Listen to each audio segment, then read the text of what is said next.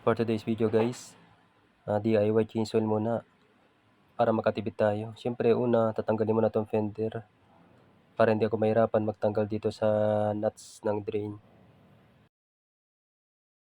Siyempre gumamit ako ng 18 na wrench close para yung nang pangtanggal ko sa nut ng drain. 18 wrench yan guys ang pangtanggal sa NK400. Pinatagilid-tigilid ko yan guys para yung oil dun sa gilid-gilid niya ay madrain siya. Pagkatapos ko yan guys, tinanggal ko na rin yung oil filter niya. Hindi ko na pinakita sa video kung paano ko siya tinanggal. Siyempre babalik ko na yung nuts niya para ilagay ko na yung oil. Ayan, hinigpitan ko na guys. Counterclockwise siya ng paghigpit. Katapos yung guys, ito na yung oil filter niya.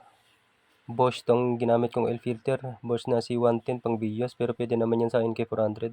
Nilagyan ko muna siya ng oil na konti para may oil na siya. Yan na nga, hinigpitan ko na siya ng tama lang.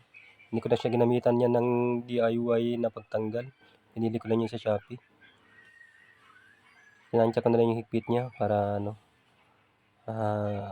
goods na siya.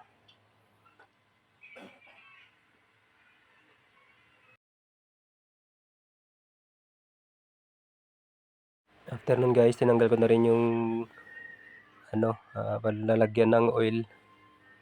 Tinanggal ko muna siya. Ginamitan ko siya ng mahiwagang open na tools para matanggal ko siya. Yan, tinanggal ko na nga siya, tapos pinunasan ko. So ayan na guys, ilagay ko na yung budo guys na binili ko sa Shopee. Yan, DIY ng budo. Yan nga, ilagay ko na yung shell na Advance Ultra 100% synthetic 10W40. Yan ang ginamit kong oil guys. 5,000 kilometer yan bago ka mag-chainsaw ulit. Pero depende na sa'yo kung alaga yung makina. Kahit siguro 2,000 kilometer pwede ka na mag-chainsaw. Depende kung ano yung gusto mo, kung alaga yung makina mo talaga.